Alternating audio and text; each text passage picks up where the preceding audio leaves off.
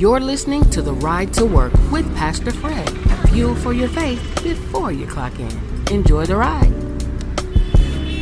Good morning, everybody, and thank you so much for joining us for The Ride to Work. It's a brand new week, y'all. Brand new week. We did our 100th episode on Friday, and we are so happy about that, and it's time to just keep moving forward.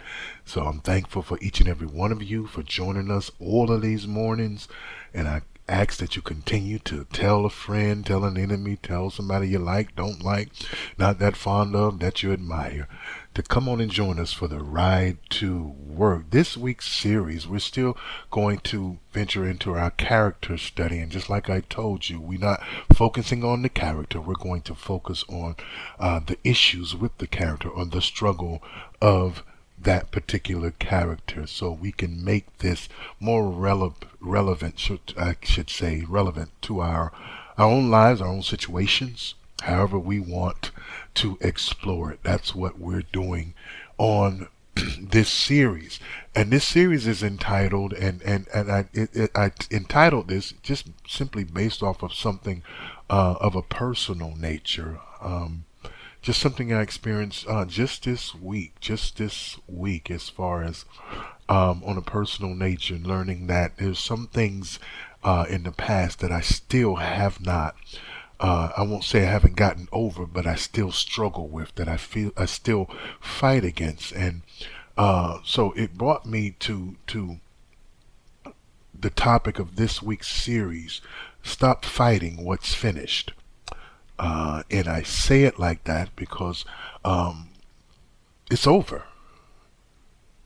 It's over. It's done. It's a done deal. But we're still finding some kind of way to be wrestling with it, to be attending to it, to be giving it attention, giving it an audience. And we just want to discuss this this week, and hopefully it helps someone, help me.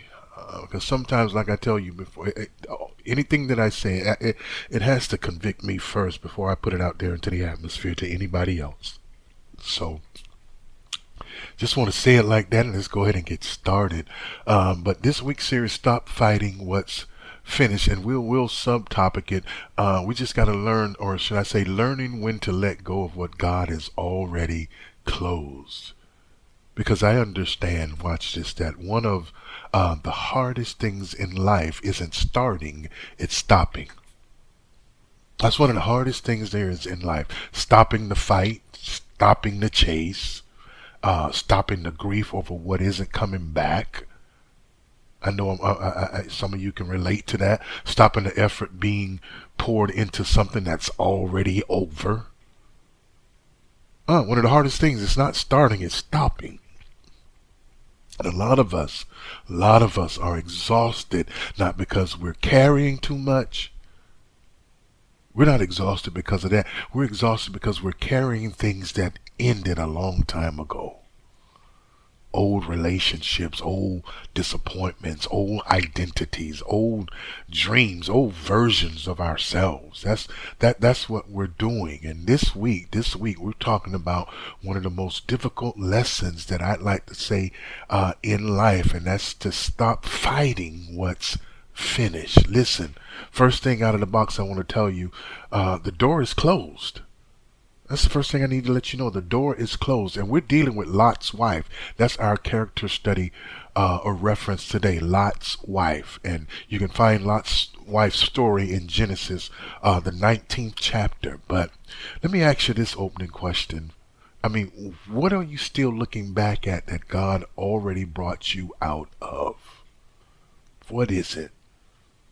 I mean, because I know, I look and I see, and you can probably observe as well. Some people, they're physically moving forward, but they're emotionally living backwards. That's what they're doing. And I mean, and it's just, listen, let me give you the breakdown. Imagine, let me paint this for you. Imagine fleeing, having to run from a city that is literally collapsing behind you. Literally collapsing behind you. And God gives you one instruction, just one: don't look back. Gives you one instruction: don't look back. Seems simple, right? Seems simple.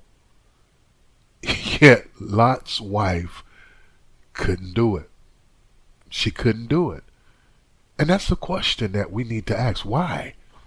Why couldn't she just follow those simple instructions? And here is the reason why. Because leaving physically is easier than leaving emotionally. It's easier. You see, sometimes what God delivers us from still has a hold on our heart. It does. A relationship ends, but we're still looking back. A season ends, but we're still looking back. Jobs, they end, but we're still looking back. A dream, it may die, but we're still looking back at it. And while our feet are moving forward, our attention remains trapped in what used to be. That's sad. And I know you asked the question. I mean, and maybe you should. If you haven't, maybe you should. God, why is it so hard to move on? Why is it so hard to just get over this? Why? You ever ask yourself that question? Listen, I'll answer it for you. You know why? Because people don't just grieve losses, they grieve attachments. They grieve familiarity. They grieve expectations.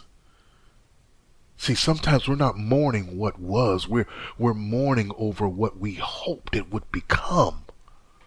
What you thought it would be. You had a plan. You had intentions. You had an idea, but it never came to fruition. It never panned out, and we're grieving over what we hoped it would be. You see, many people aren't stuck because they can't move forward. They're stuck because they won't release the past. That's why you're stuck. That's why. And I hate to tell you, but this is the hard truth about it. You will never be able to fully embrace what is ahead while emotionally holding on to what's behind. You'll never be able to do it. It's not going to happen for you. It's not. You see, because some of you have made a permanent residence out of temporary pain. That's what you've done. You're living in that now. You're living in it. You've got to find some kind of way to break out of that monotony. Stop romanticizing what God rescued you from. It wasn't elegant. It wasn't pleasant. I know it's like you're missing it. You're longing for something that wasn't good for you.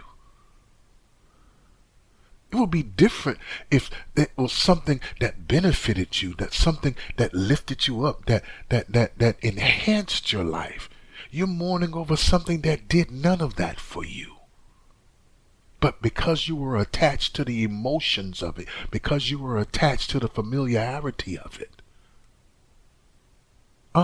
you were attached to what you expected it to be, how you expected it to turn out. It's hard to let it go. It's hard.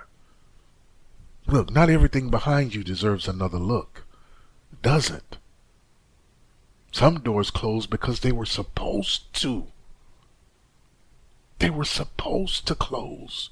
Hear me when I say this. Think about it. All she had to do was follow the simple instructions. That's it. Just follow the instructions.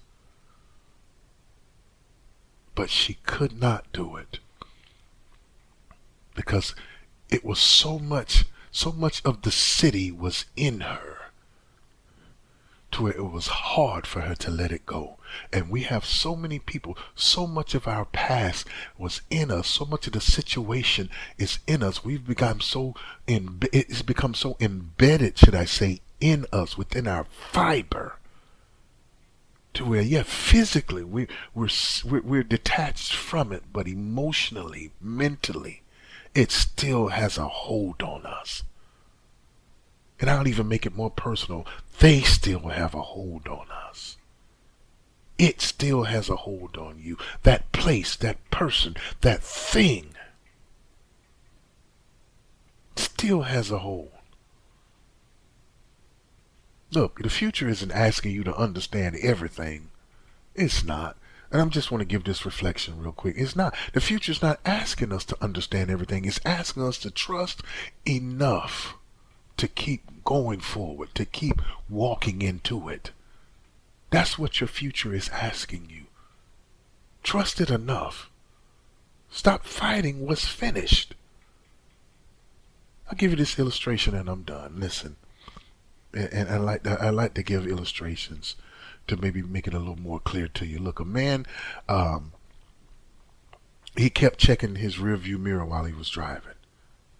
I'll say it like this. And eventually he drifted into another lane and nearly, you know what happened. He almost crashed. He nearly crashed. A lot of us have done this before. We have. The mirror was useful. Yes, it was useful, but it was never designed to be his primary focus. Think about it. It was useful, but it was never intended to engage his focus permanently. And neither is your past.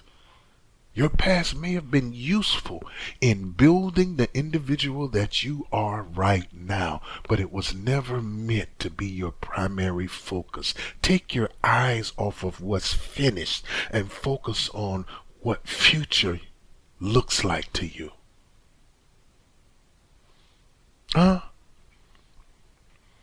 Think about that, please. And I've said this in our earlier Ride to Works, and I'm done. The reason the windshield is bigger than the rearview mirror is because where you're going matters more than where you've been. Understand that. Understand that. That door is closed. God closed it. Don't you dare try to turn that knob to open it back up again. Thank you so much for joining us this morning for the ride. We'll be riding again in the morning. God bless.